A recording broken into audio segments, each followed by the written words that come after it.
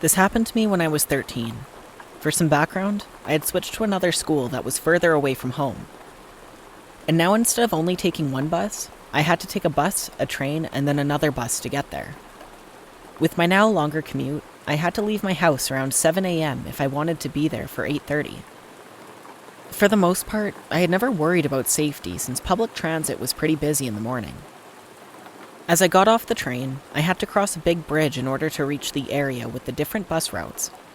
There were 3 major ones, but it didn't matter which one I got on, as they all passed the school before breaking off into separate directions. So one morning, as I was waiting for one of the buses to show up, some random construction worker, also waiting for the bus, started talking to me. He looked around mid-30s. I didn't think much of it, as I was easy to have a conversation with. I started seeing him more frequently at the bus area, and I began to find it a bit strange because he would always compliment me. He'd say I had a cool bag or a nice jacket at first, but he never said anything that would raise any red flags. Things started to get weird pretty quick, and he would start complimenting my features, saying I had pretty eyes or a cute smile. I was beginning to get a bit uncomfortable, but again, I just brushed it off and chose to start avoiding him. I never thought too much of my own safety, as there were people around and I had a cell phone in case I had to call my parents or the police. I didn't see the guy for a few days, so I began to think I was in the clear and forgot about him. But then things really began to escalate. I was sitting by myself with my earbuds in when suddenly someone tapped my shoulder and sat beside me. It was the guy, and he was now talking to me like we were friends. I was really uncomfortable and tried to dismiss him and went to walk away to the other side of the bus area. But that's when what he said really caught me off guard. He just casually turns to me like it was nothing and says, "What would you do if I tied you up and never let you go?" I was genuinely appalled. I got up from the bench and started walking away. He got up and started to follow me when 2 buses pulled up, thankfully. He of course followed me onto the bus, and who knows, it could have been coincidence on where he was going. But I wasn't having it in case, so I hopped off and went on to the second one. If he followed me on again, I was going to tell the bus driver I needed help. But luckily, the guy didn't. I was so damn confused. I went to school and the first thing I did was tell my friends what happened. I really did not understand the severity of this situation at first, because I was a 13-year-old male and I didn't think these things happened to guys. As I was telling the story, I was kind of downplaying it because nothing bad actually happened, and there were no real repercussions. Everyone gave me a dumbfounded stare as no one knew what to say. Then, one of the teachers overheard me, which I'm not surprised, I was a loud kid, and in a look of shock, brought me to the principal's office. I missed the entire first period of the day explaining what happened to the principal and a police officer. My parents at first were really confused on why I didn't mention anything of the weird guy before. Honestly, I didn't think about it. I was driven to school the next few days until a police officer came over to talk to me and my parents.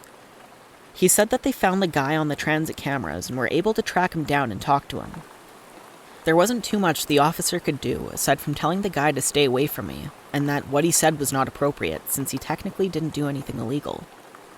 The officer did tell me that they would be monitoring the train station around that time, and if that guy ever approaches me or talks to me, to call 911. I saw him like 2 or 3 more times after, and he never spoke to me or even looked at me, which I'm very thankful for. I've always wondered what would have happened if that teacher didn't overhear me, or if I just didn't tell anyone, but I am glad nothing major or lasting came from it. But this did really open my eyes a lot about being more aware in public.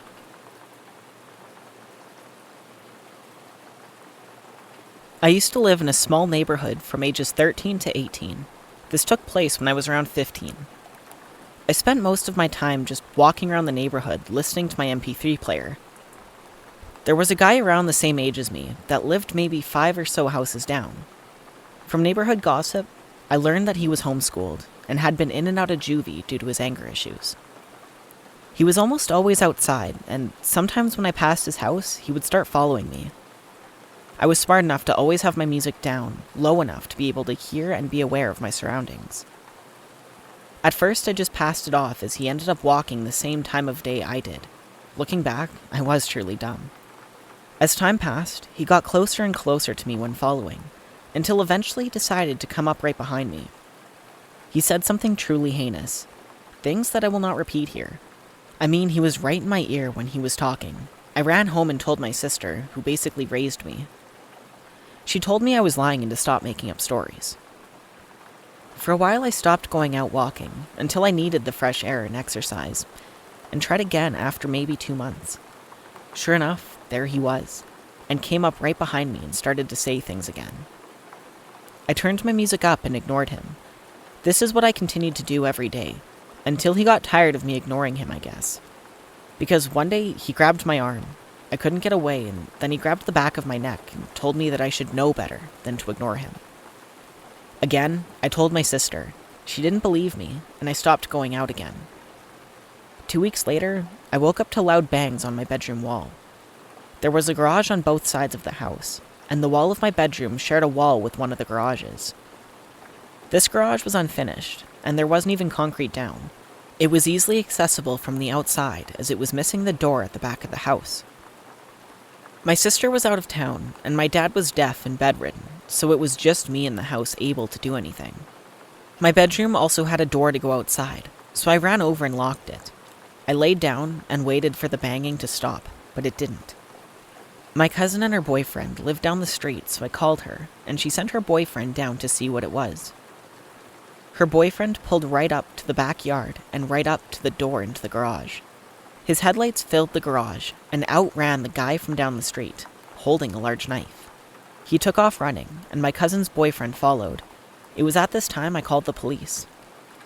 They came and took a statement, but they said there was nothing they could do because, other than going into the garage and trespassing, he didn't actually do anything.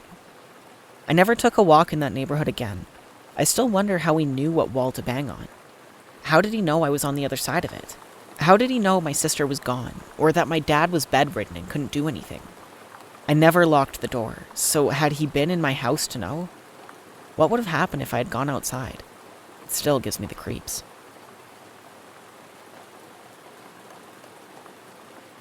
I used to be a 911 dispatcher for a small city. We dispatched all law, fire, EMS, for the entire county, and within this county, there were multiple law agencies.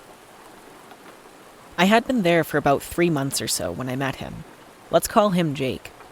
Jake had recently transferred from a big department in California and landed himself randomly at our department. It didn't make much sense on why he left California in the first place, but he always insisted it was just time for him to move to a smaller and less dangerous department. Him and I quickly became close and would chat almost every day after I got off shift. Within a few months, it became apparent that we liked each other, and our flirting progressed into something a little more serious. Fast forward to a few months later, and it turns out he was doing some inappropriate things and took photos and videos of me whilst he was active on duty. This and a few other things he had kept hidden on duty led to him losing his license and leaving. During the process of his termination, his sergeant had suggested I get a protective order against him, as he had made some threatening statements previously towards me. I had began to fill out the paperwork and was told I had a temporary protective order on him in the meantime, but I don't think I ever did. About 2 weeks after his termination, he called me to catch up. The entire call was like an old friend to an old friend. What am I doing for work? Do I have a boyfriend now? But progressively became more personal. When does my shift end? What do you drive? Being 18 and naive, I treated him like I always had and was answering his questions. I had contacted his old department afterwards, as a sergeant told me to let him know if I was ever contacted again.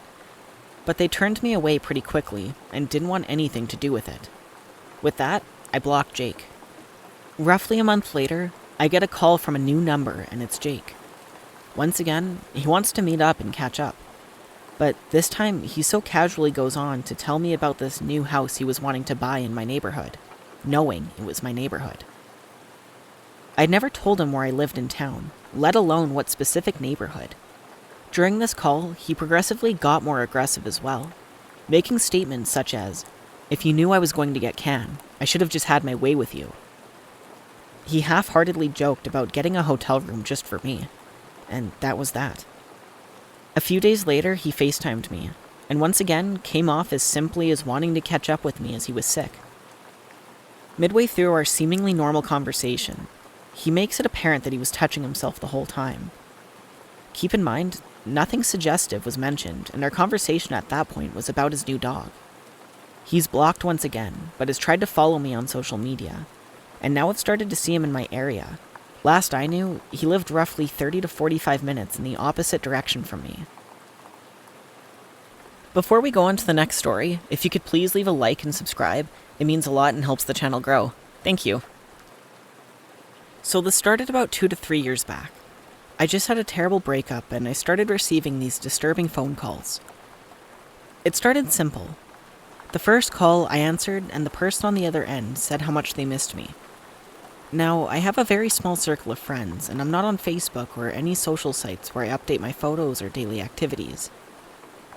This is important, and I know the ex I just split up with had nothing to do with the following. The first call, like I said, was simple. They said they missed me. I asked who it was, and they just said, "It's me. Don't you remember?"